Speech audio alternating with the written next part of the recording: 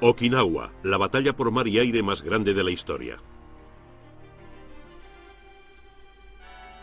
El 1 de abril de 1945 amaneció claro y despejado en el mar de la China Oriental, mientras una flota americana de barcos de guerra y de transporte de tropas se reunía frente a la isla de Okinawa. El combate que siguió al desembarco de los americanos en Okinawa fue tan violento que hizo que un testigo lo describiera como el mayor manicomio de la historia.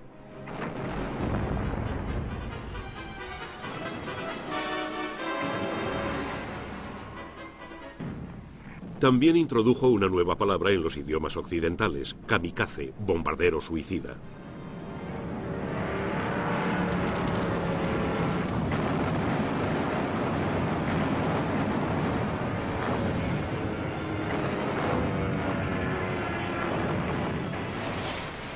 Pero había un método en la locura de Okinawa.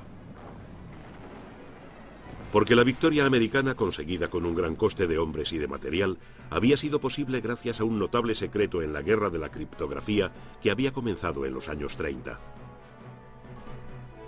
Los hombres que habían descifrado los códigos japoneses podían compartir el mérito con los soldados, marinos y aviadores que lucharon en primera línea. La suya fue una oscura lucha que acortó la guerra en el Pacífico y salvó muchos miles de vidas aliadas.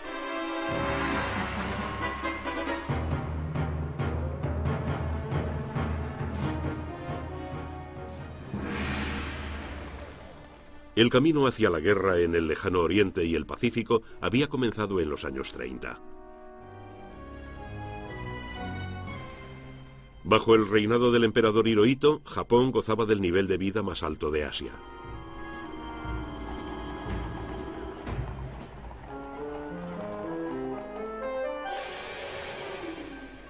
Pero sus poderosos jefes militares eran conscientes de que Japón carecía de materias primas, carbón, acero y petróleo, la base de la prosperidad en tiempo de paz y también los pilares de la guerra.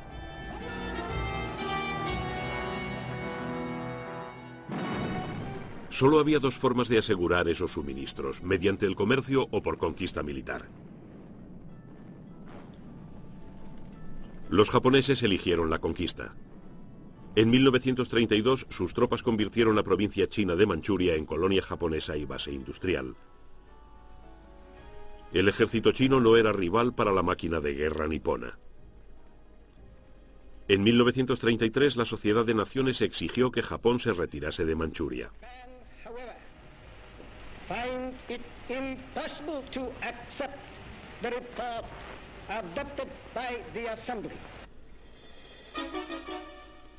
La respuesta de la delegación japonesa fue drástica y contundente. Abandonó la sesión. En 1937 estalló la guerra entre Japón y China. A los 6 meses las ciudades de Pekín, Shanghái y Nankín estaban en manos japonesas. A los 3 años los japoneses dominaban la mayor parte de la costa china y grandes zonas del interior. La escalada de la conquista japonesa hacía inevitable un enfrentamiento con Estados Unidos.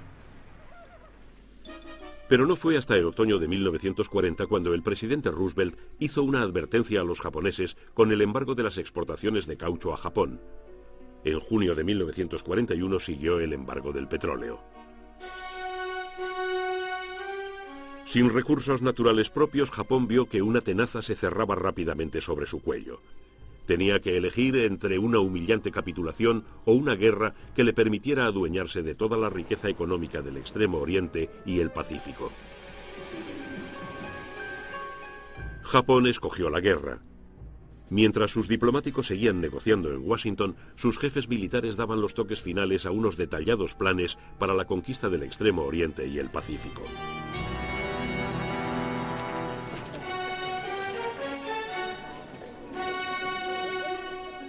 Los planes fueron aprobados el 3 de noviembre de 1941. La suerte estaba echada. El arquitecto de esos planes era el genial almirante Isoroku Yamamoto, comandante de la flota combinada nipona. Paradójicamente, Yamamoto era un admirador de Estados Unidos, donde había servido como agregado naval en Washington. Yamamoto era consciente de que la guerra podía desencadenar la potencia económica americana, casi ilimitada. advirtió al emperador Hirohito que aunque confiaba en el éxito inicial, solo podía garantizar 6 meses de victoria.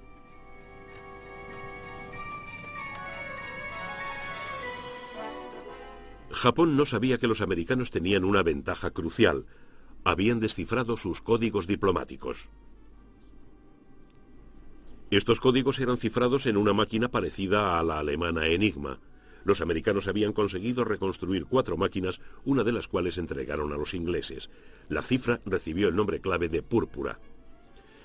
Pero Púrpura tenía un grave inconveniente. Era utilizada por el Ministerio japonés de Asuntos Exteriores solo para las comunicaciones diplomáticas, y estas no contenían detalles de los planes de guerra.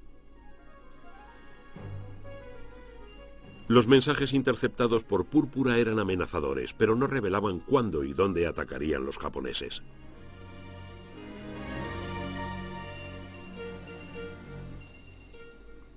Sin embargo, las ondas de radio vibraban con otro código de mayor importancia que el Púrpura, el código naval japonés JN-25.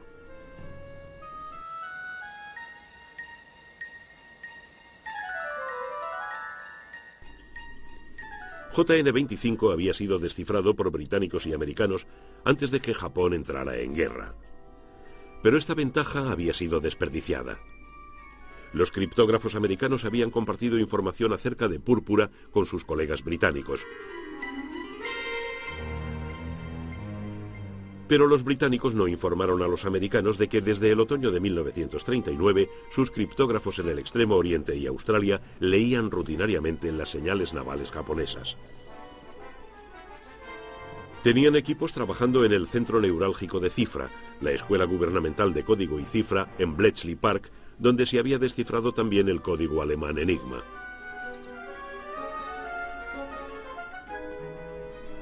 Mientras tanto, en Washington los criptógrafos de la Armada Americana se habían abierto su propio camino en el JN-25.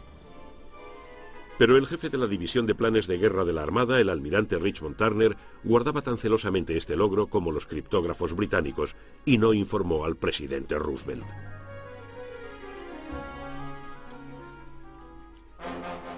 El tiempo se agotaba y los japoneses estaban preparados para la guerra. 10 años de experiencia en China habían fortalecido cada rama de su ejército.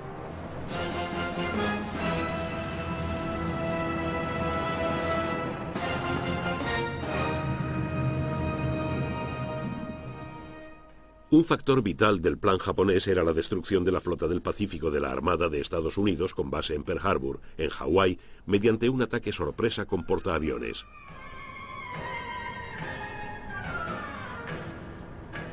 La fuerza japonesa encargada del ataque a Pearl Harbor se reunió en secreto en las Islas Kuriles, en la costa nordeste de Japón.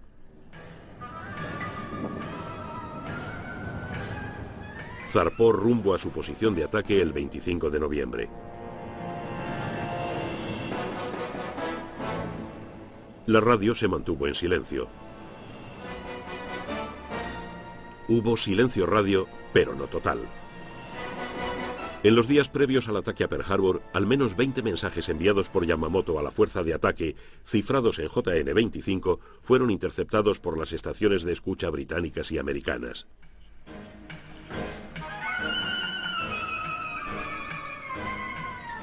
Las señales confirmaron que la fuerza contaba con portaaviones.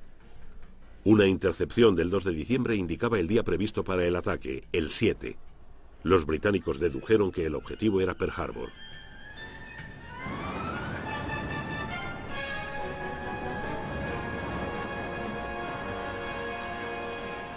La información fue enviada a Londres y allí se quedó. En América, pistas semejantes del ataque a Pearl Harbor fueron retenidas en los niveles inferiores de la inteligencia naval. Roosevelt y los oficiales superiores al mando en Pearl Harbor permanecían a oscuras. El 7 de diciembre prometía ser otro tranquilo y pacífico domingo. Pero al aproximarse el alba, a 200 millas de Hawái, pilotos y navegantes de los portaaviones japoneses recibían las últimas instrucciones. El momento para el que se habían entrenado tan duramente había llegado.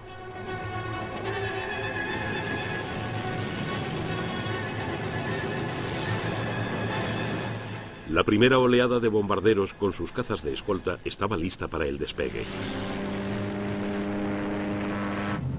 Se situaron sobre Pearl Harbor a las 7:55 de la mañana.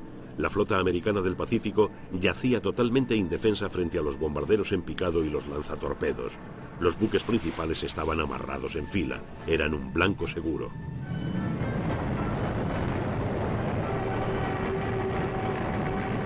Ocho acorazados, 3 cruceros y varios barcos menores resultaron hundidos o gravemente dañados. 300 aviones fueron destruidos en el suelo. Los japoneses perdieron solo 30 aviones y 5 pequeños submarinos que habían intentado penetrar en el puerto.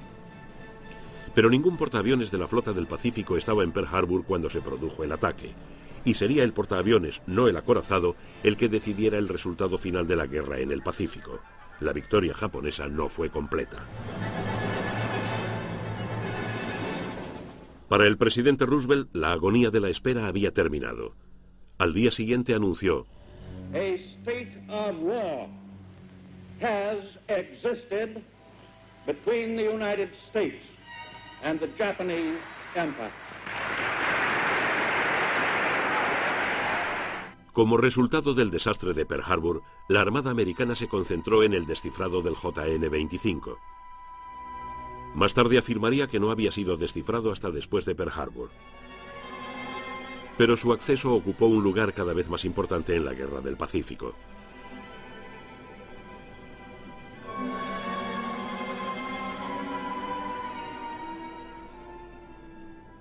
Ni los americanos ni las potencias coloniales del Extremo Oriente estaban preparados para frenar la guerra relámpago japonesa que siguió al ataque a Pearl Harbor.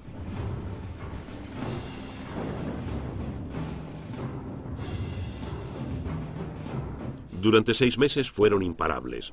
Barrieron a los británicos de Malasia y Singapur. Los americanos fueron arrojados de Filipinas.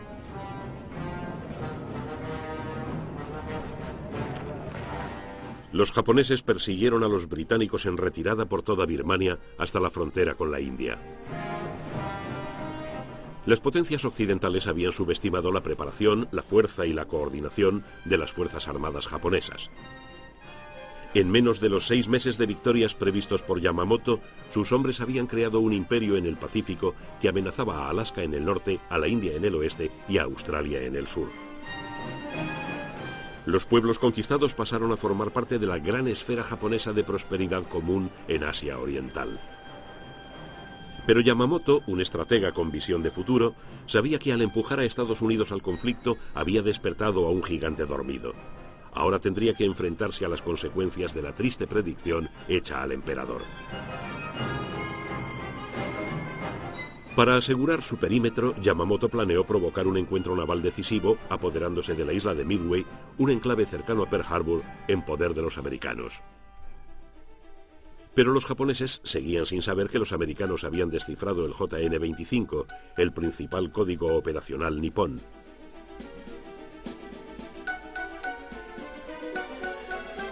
Después de Pearl Harbor, a la estación de la Armada Americana de escucha en Hawái, cuyo nombre en clave era Haipo, se le asignó un papel principal en el descifrado de JN-25. El enorme tamaño del Teatro de Operaciones del Pacífico aseguraba que no habría escasez de material sobre el que trabajar. En el verano del 42 se interceptaba el 60% del tráfico japonés de información, del cual se analizaba a fondo la mitad. Al mando de Haipo estaba el teniente comandante Joseph Rochford, un hombre con memoria fotográfica para nombres, señales y fechas. El genio de Rochford consistía en que podía formar una imagen coherente con una mezcla de hechos aparentemente sin relación. Los americanos llamaron a sus descifrados Ultra, el mismo nombre en clave que usaban los británicos para la información ultrasecreta conseguida al descifrar los códigos de la Enigma alemana. Ambos aliados adoptaron normas semejantes para el uso de ese material. A los comandantes de campo se les suministraba una historia tapadera para ocultar de dónde procedía la información. Los japoneses tampoco advirtieron que sus códigos habían sido descifrados. Cada revés fue atribuido a otras razones, a menudo a las historias tapadera inventadas por los aliados. Fue el secreto más crítico de la guerra.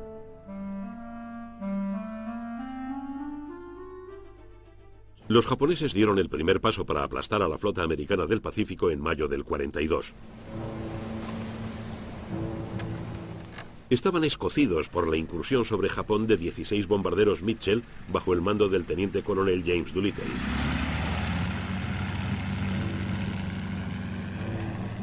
El alto mando japonés decidió ejecutar la propuesta de Yamamoto sobre Midway. Pero primero siguieron con los planes de ampliar los puntos de apoyo que habían conquistado en Nueva Guinea, desembarcando tropas cerca de Port Moresby. Y continuaron con las incursiones aéreas en el puerto de Darwin, en el norte de Australia. Era un recordatorio de lo cerca que habían estado los japoneses de cortar las comunicaciones de Australia con Estados Unidos. En abril de 1942, los desciframientos de Haipo iban formando una imagen de los planes nipones para montar una gran operación en la zona de Port Moresby. Los japoneses amenazaban con atacar Port Moresby y la isla de Tulagi, en la Salomón del Sur. El 27 de abril, hubo un cambio en las señales de llamada japonesas que los escuchas americanos reconocieron como un indicio cierto de que se iba a iniciar una operación. La flota del Pacífico fue alertada de los inminentes ataques japoneses a Port Moresby y Tulagi.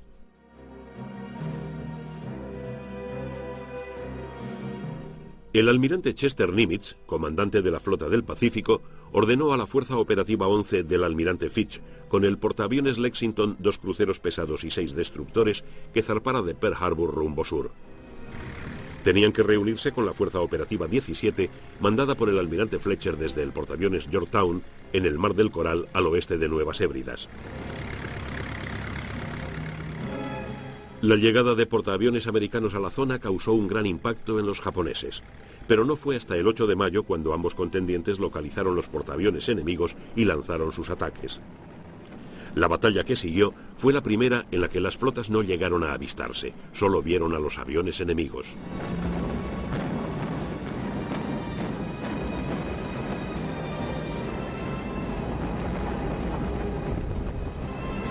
Los americanos perdieron el Lexington. Muy dañado por los aviones japoneses, tuvo que ser hundido por torpedos americanos.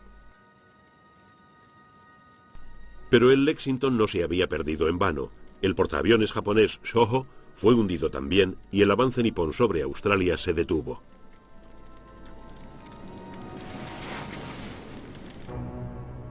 Los grupos aéreos del portaaviones americano comprobaron que estaban en condiciones de igualdad con el enemigo.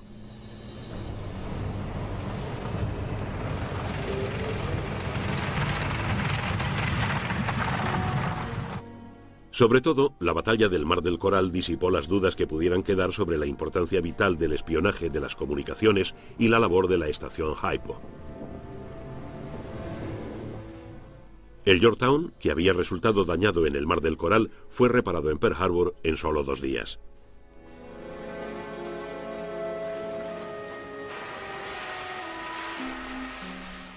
El 20 de mayo zarpó para unirse a los portaaviones Enterprise y Hornet, ambos novatos en la lucha entre portaaviones, para el decisivo enfrentamiento ante la isla de Midway.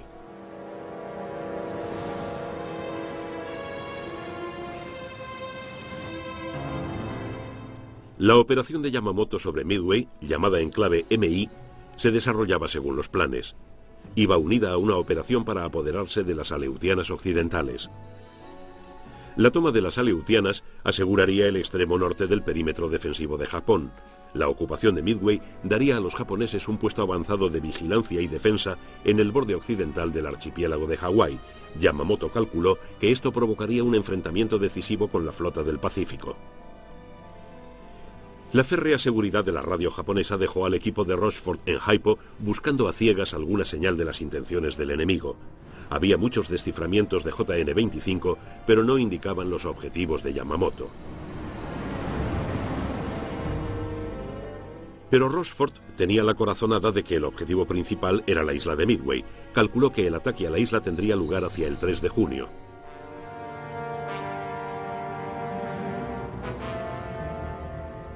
Pero el comandante en jefe de la flota americana, el almirante King, no estaba de acuerdo. Él creía que los japoneses pensaban atacar la costa oeste de Estados Unidos a mediados de junio.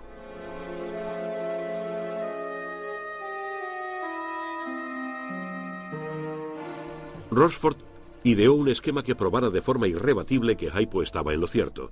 Tendió una trampa a los japoneses. Dispuso que la guarnición de Midway enviara un mensaje por radio sin codificar, comunicando que se estaban quedando sin agua potable. Era un mensaje administrativo insustancial. Rochefort pensó que no despertaría sospechas en los japoneses. El enemigo se tragó el anzuelo. Una avanzadilla de la red Haipo en Australia interceptó un mensaje japonés que indicaba que AF, el todavía desconocido objetivo de MI, había informado de escasez de agua potable. La treta de Rochefort había revelado el objetivo japonés. Posteriores desciframientos mostraron que MI tendría lugar el 4 de junio. Alertada la guarnición, las fuerzas operativas 16 y 17 navegaron hasta su posición al nordeste de Midway para esperar a los japoneses. Era el golpe más sensacional de la inteligencia militar en la historia de la guerra naval.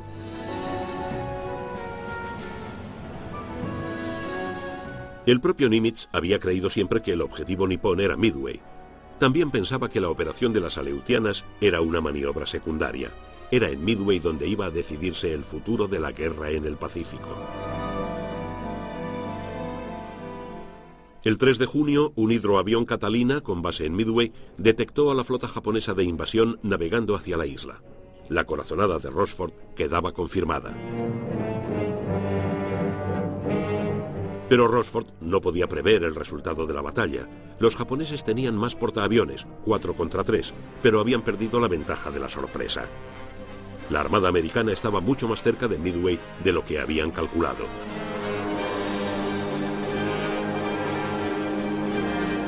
En 5 extraordinarios minutos durante la batalla de Midway, un portaaviones japonés fue hundido y otros 2 quedaron tan gravemente dañados que tuvieron que ser abandonados.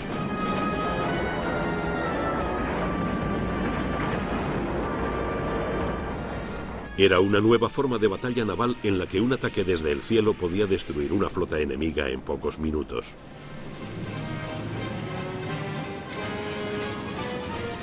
El único portaaviones japonés que quedaba, el Hiryu, lanzó un ataque contra el Yorktown.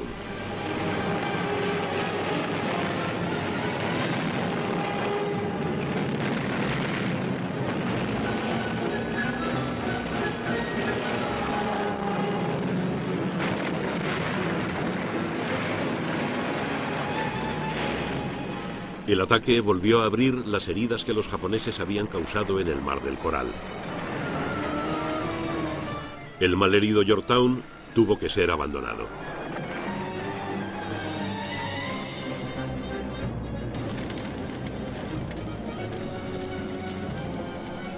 El mismo destino corrió el Hiryu a la mañana siguiente, cuando los bombarderos americanos en picado acabaron con él. En el espacio de unos minutos, el 4 de junio de 1942, los portaaviones americanos habían destruido el núcleo de la flota combinada japonesa.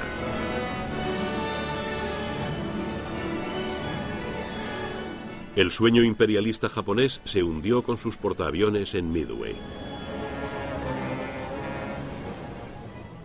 Los japoneses tenían que defender un vasto imperio que podía ser atacado en cualquier punto por la potente máquina de guerra americana. La predicción de Yamamoto se cumplía y la respuesta americana no iba a hacerse esperar.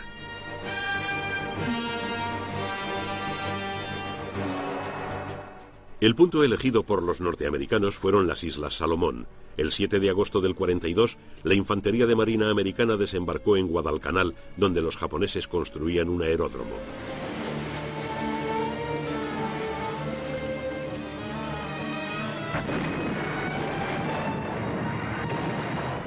La toma del aeródromo, llamado Campo Henderson en honor de un piloto naval muerto en Midway, desencadenó una serie de combates salvajes en tierra, mar y aire por la posesión de Guadalcanal.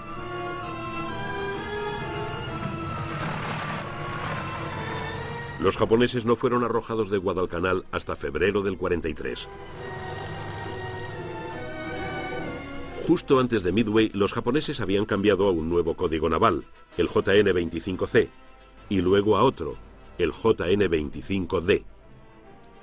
En un momento crítico, los criptógrafos americanos se quedaron a oscuras. Este revés estaba previsto y se había recogido mucha información vital del análisis de mensajes, incluyendo la identificación de algunos operadores de radio japoneses por sus distintas formas de teclear. Esto no aportó conocimientos suficientes para apoyar la victoria de Midway, pero resultó de vital importancia en Guadalcanal. Otro triunfo de los servicios de inteligencia estaba a la vuelta de la esquina. El 3 de abril de 1943, el almirante Yamamoto había volado desde Truk, en las Islas Carolinas, hasta la gran base japonesa de suministros de Rabaul, en Nueva Bretaña.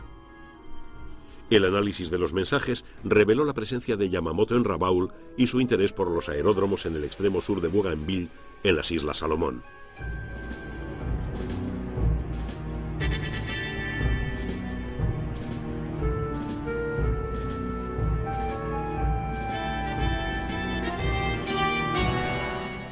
Haipo había sido rebautizado como Frupak, unidad de radio de la Flota del Pacífico. Ahora interceptaba y descifraba una serie de mensajes enviados en el código naval y aéreo japonés que revelaban los movimientos de Yamamoto. Yamamoto estaba en viaje de inspección por las Salomón Occidentales.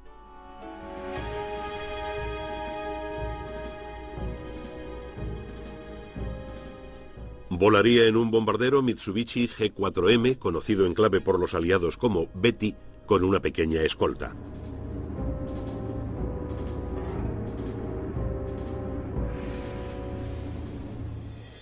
El almirante Nimitz decidió ordenar el asesinato de su rival japonés. Envió un mensaje personal secreto al almirante William Halsey, el Toro, comandante de la zona del Pacífico Sur, preguntándole si podía interceptar a Yamamoto y derribarlo. La primera parada de Yamamoto en el sur de Bougainville quedaba dentro del alcance de los cazas americanos con base en Guadalcanal.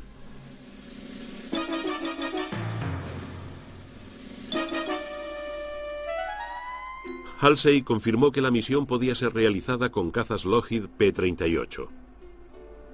Su única reserva era el riesgo de descubrir a los japoneses que sus códigos habían sido descifrados. No podía haber una historia tapadera para esta operación. La decisión se dejó a las alturas, la Casa Blanca y el presidente Roosevelt.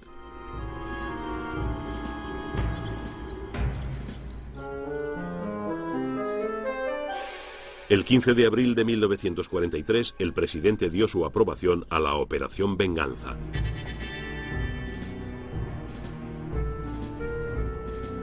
En las Salomón, los subordinados de Yamamoto estaban preocupados por el riesgo que corría e hicieron varios intentos para disuadirle de seguir con su viaje de inspección.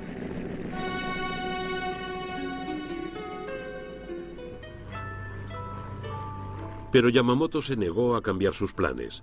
En esta fase de la guerra su estado de ánimo era de cansancio y fatalismo. A las 6 de la mañana del 18 de abril, Yamamoto se dispuso a despegar de Rabaul en su Betty. 6 Zeros darían escolta a su avión y a otro en el que viajaba su Estado Mayor. En Guadalcanal, la intercepción de 2 informes meteorológicos en clave indicó que el viaje de Yamamoto estaba a punto de iniciarse. 16 P-38 del 339 Escuadrón de Cazas se prepararon. El avión de Yamamoto fue vitoreado por las tropas cuando despegó de Rabaul. En Guadalcanal, a 4 de los P-38 se les encomendó la misión de derribar a Yamamoto. El resto les daría cobertura.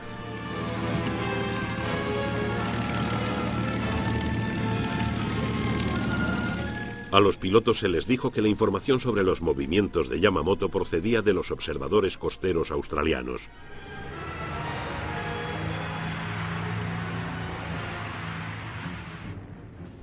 Volando casi todo el viaje a ras de agua, los P-38 interceptaron al objetivo y su escolta a las 9:35 de la mañana frente a la isla de Bougainville. En el combate aéreo que siguió, 4 de los Zeros fueron derribados por el grupo de cobertura, mientras los otros Lightnings iniciaban su trabajo. Los bombarderos japoneses no tenían salvación. El avión que llevaba a Yamamoto se estrelló en la jungla y no hubo supervivientes. Todos los P-38-1 volvieron sanos y salvos. Habían pasado exactamente 12 meses desde la incursión de Doolittle sobre Japón.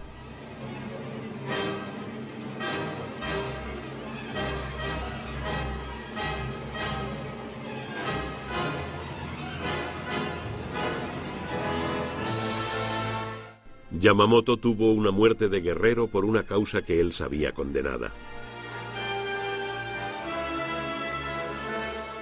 Fue un golpe terrible para la moral japonesa. Se hizo a Yamamoto un funeral de Estado, el primero rendido a un plebeyo desde la muerte del almirante Tojo, fundador de la moderna armada nipona. Pero el alto mando siguió creyendo que sus códigos navales estaban a salvo de los ojos de los aliados.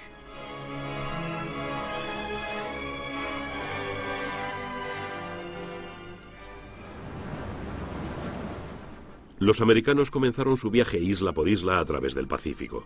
El bastión japonés de Rabaul había quedado aislado cuando el avance aliado lo rodeó y lo dejó atrás.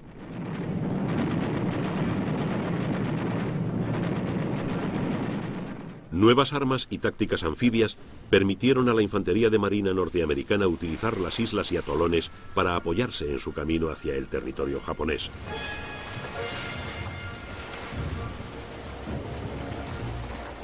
La resistencia al avance americano por el Pacífico fue fanática.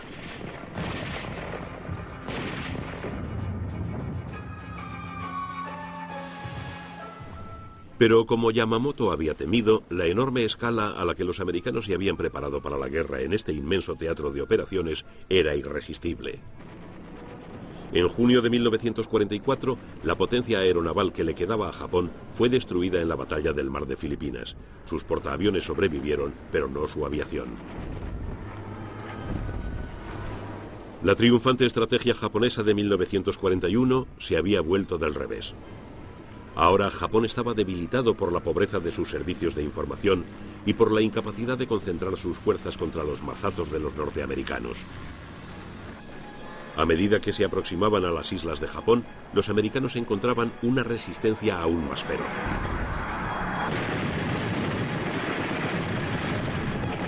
Según el código guerrero japonés del Bushido, el único final honorable de una batalla era la victoria o la muerte.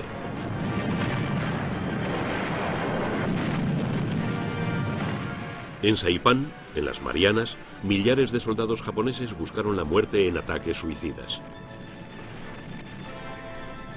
Las Marianas dieron a los americanos un trampolín desde el que lanzar ataques con bombarderos B-29 contra la industria japonesa de guerra.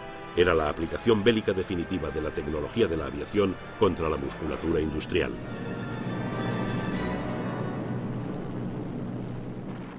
A medio camino entre las Marianas y Japón se encuentra la isla volcánica de Iwo Jima. Protegidos por un laberinto de modernas fortificaciones y con una guarnición de 23.000 soldados, los aeródromos de Iwo Jima eran un objetivo esencial en el avance americano. Tras un masivo bombardeo previo, el asalto se produjo en la mañana del 19 de febrero. Un corresponsal de guerra describió la lucha en Iwo Jima como la peor batalla que había visto, una batalla en la que los hombres morían con la mayor violencia posible. Apenas 200 defensores de la isla estaban dispuestos a rendirse.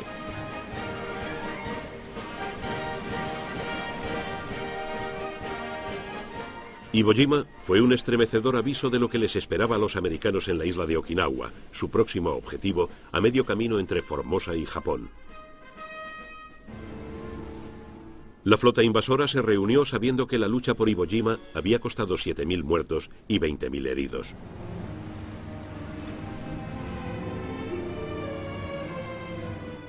Los comandantes que planeaban la operación estaban decididos a no correr riesgos.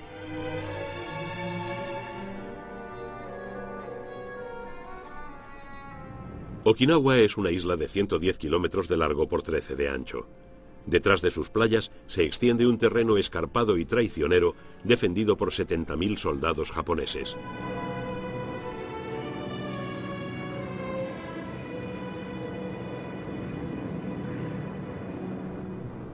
El 24 de marzo de 1945, los americanos comenzaron el más intenso bombardeo aeronaval de toda la Guerra del Pacífico.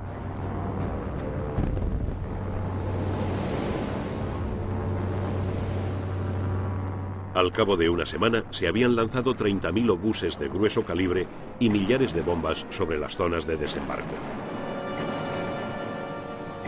El 1 de abril, la Armada americana llevó a tierra en sus lanchas de desembarco 4 divisiones de infantería de marina, mientras 18 acorazados disparaban obuses que silbaban sobre sus cabezas.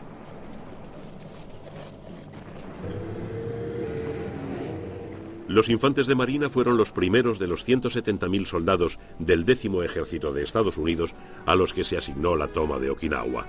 Los americanos previeron que iban a encontrar una feroz resistencia en las playas, pero el comandante japonés, el general Mitsuro Ushijima, había decidido dejar que los americanos desembarcaran prácticamente sin oposición y llevarlos luego a una guerra de desgaste contra una serie de líneas defensivas en el interior de la isla.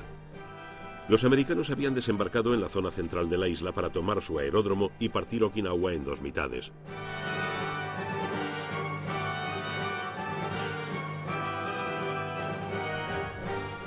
Los japoneses se habían retirado a sus líneas defensivas, dispuestos a infligir el máximo castigo posible al 10º Ejército.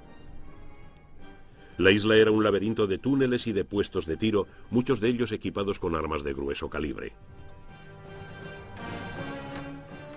El general Ushijima tenía otra arma que ya había sido usada contra las primeras ofensivas americanas en Okinawa. Eran los kamikazes, pilotos suicidas que toman su nombre de la tormenta que destruyó una flota invasora mongola en el siglo XIII.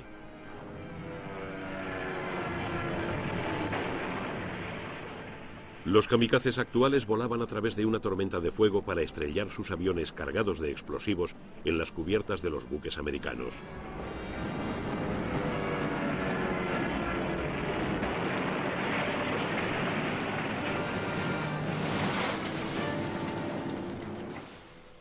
El Bushido daba apoyo moral a los kamikazes, pero eran también fruto de la necesidad.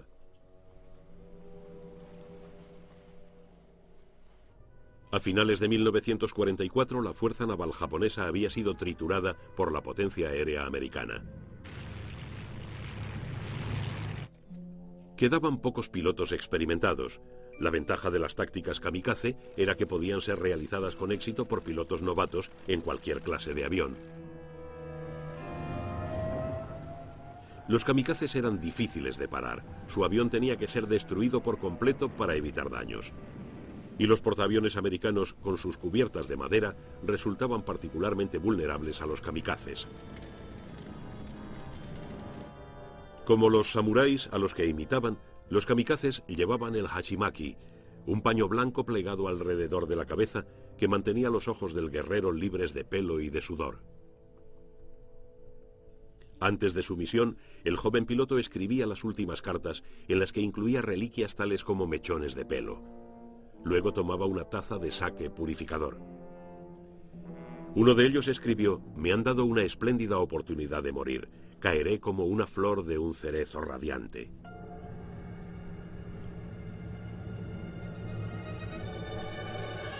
Estos eran los jóvenes que iban a ser lanzados contra la flota americana en Okinawa.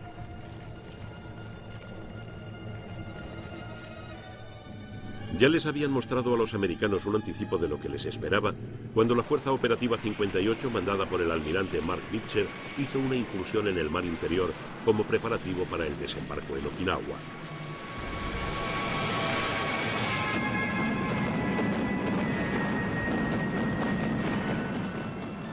Los kamikazes tropezaron con una muralla de fuego que destruyó 200 aviones.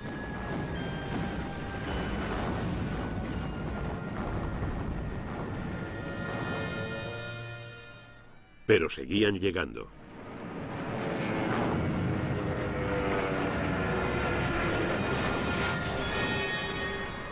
Entre los portaaviones, el Wasp resultó seriamente dañado por un kamikaze y se salvó solamente gracias a una heroica lucha contra el fuego. 2 bombas convencionales crearon en el Franklin un infierno que se llevó las vidas de 724 tripulantes. Después del desembarco, el 1º y el 6º de Infantería de Marina se dedicaron a limpiar el norte de la isla antes de unirse a las divisiones 7 y 96 en la batalla por el sur. El 9 de abril, el 4º Cuerpo de Ejército de Estados Unidos había llegado a la línea Shuri, bloqueando el extremo sur de Okinawa. El avance hasta la línea Shuri fue el preludio de uno de los enfrentamientos más arduos y brutales de la guerra en el Pacífico.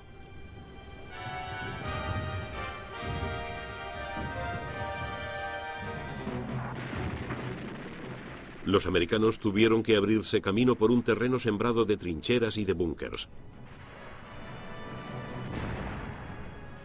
Pocos enemigos se rindieron, la mayoría luchó hasta el final.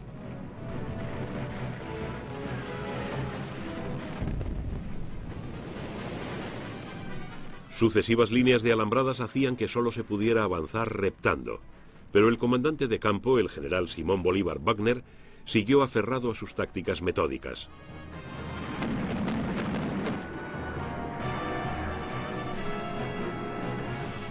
El tiempo trajo lluvias torrenciales procedentes del mar de la China Meridional. El suelo se convirtió en un cenagal en el que se atascaban hombres y máquinas.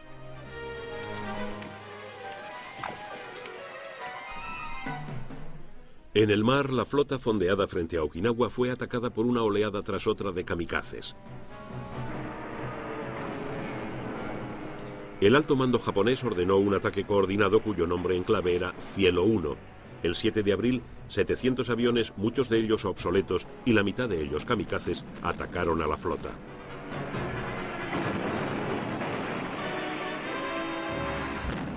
Aquel día los japoneses perdieron casi la mitad de su aviación, pero hundieron 3 destructores, un transporte de desembarco y 2 buques de municiones.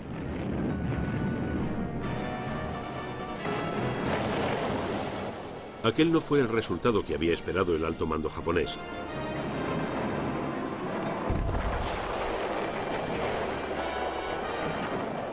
Pero el 11 de mayo, 2 kamikazes impactaron en el portaaviones Bunker Hill en el espacio de 3 minutos.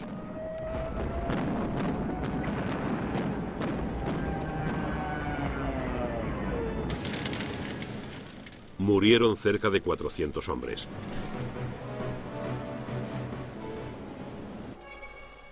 Algunos pilotos kamikaze volaron en misiles Oka, flor de cerezo. Lanzados desde la panza de un bombardero, llevaban una ojiva de 2.600 libras y golpeaban el blanco a 900 kilómetros por hora. Un caza americano filmó al misil y al avión que lo llevaba. Visto desde el aire, ofrecía un blanco perfecto.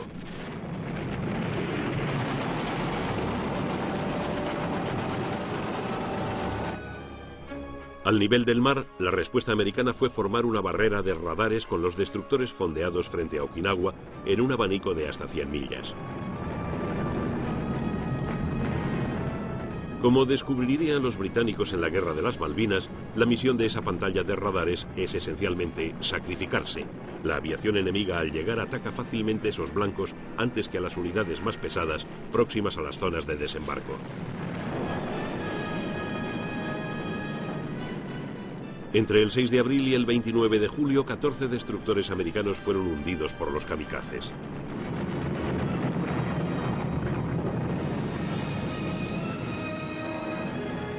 Aparte del Bunker Hill, otros 2 portaaviones, el Enterprise y el Hancock, sufrieron graves daños.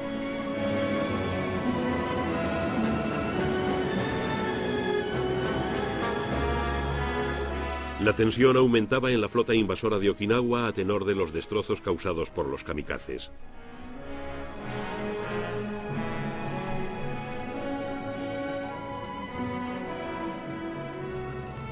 Por contraste, los 4 portaaviones británicos asignados a la Fuerza Operativa 57 salieron mejor librados. Sus cubiertas de vuelo estaban blindadas como una precaución frente al fuego de artillería que podían encontrar en las angostas aguas europeas. Estos portaaviones sobrevivieron a los ataques de los kamikazes sin daños graves. Mientras tanto, al norte, la última fuerza japonesa en superficie, el gigantesco acorazado Yamato, escoltado por un crucero y 8 destructores, había zarpado de Japón. El Yamato sería el último de todos los kamikazes. Solo llevaba combustible para el viaje de ida a Okinawa. Pero el Yamato fue detectado mucho antes de que llegara a la zona de desembarco. A mediodía del 7 de abril sufrió el ataque de 300 aviones procedentes de los portaaviones americanos. No tenía cobertura aérea y fue alcanzado por 6 torpedos que dejaron inútil su timón. El Yamato se hundió tras 2 horas de castigo, llevándose al fondo a casi toda su tripulación de 2.300 hombres.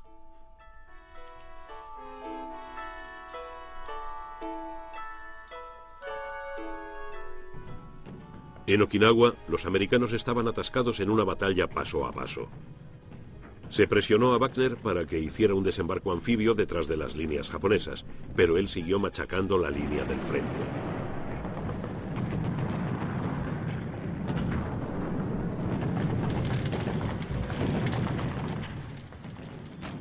William Manchester, por entonces joven infante de marina y más tarde distinguido periodista, escribió acerca de la lucha. Podías oler el frente mucho antes de verlo. Era una enorme fosa séptica. Era horrible, pero resultaba vagamente familiar. Recordaba las fotografías de la guerra del 14. 2 grandes ejércitos agazapados uno frente a otro, en medio del barro y del humo, encadenados juntos a una inimaginable agonía.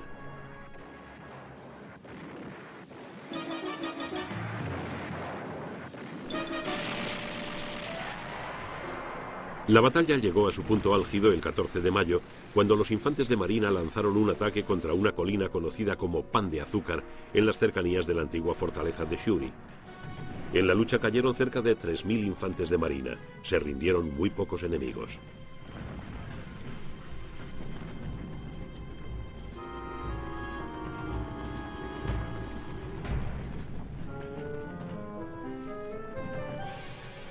Shuri fue abandonada y Ushijima sacó a los restos de la guarnición de su última línea defensiva.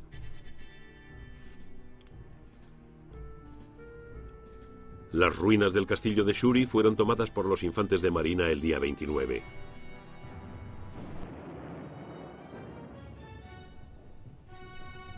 Pero los japoneses seguían combatiendo.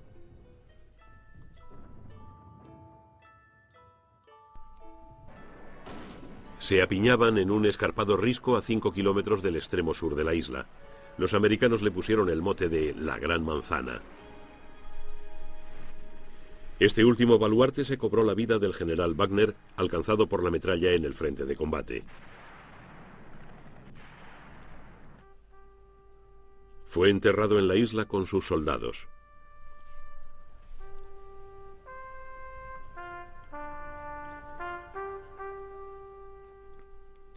Las bajas americanas fueron 12.500 muertos y 36.000 heridos. Una despiadada carnicería. En los últimos días se rindieron 4.000 soldados japoneses.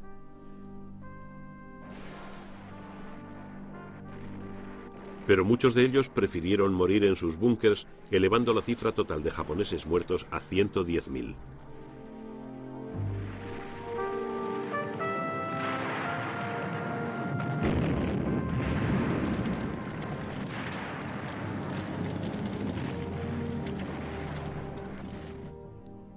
Todos los altos oficiales, incluido Ushijima, se habían suicidado.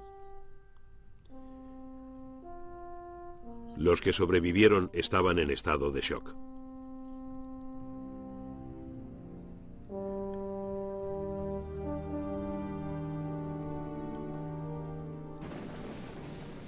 Los ataques kamikazes mataron a más de 5.000 marinos americanos y hundieron 38 barcos.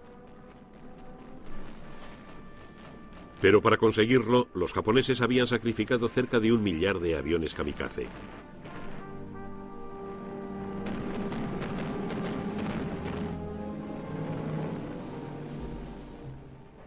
La cuarta parte de la población civil de Okinawa murió mientras duró la batalla.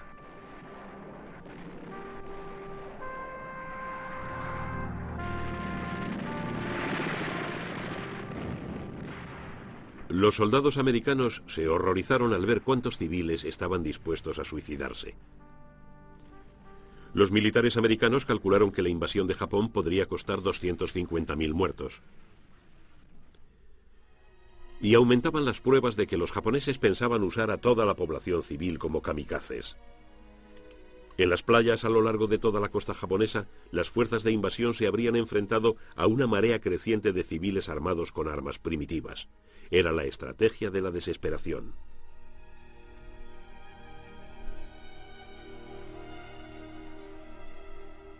Fue esta horrible perspectiva la que hizo que Estados Unidos se decidiera a emplear su arma más terrible.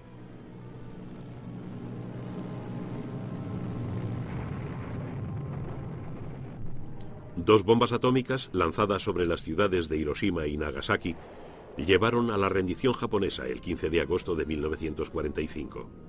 Paradójicamente, las bombas puede que salvaran cientos de miles de vidas japonesas y americanas.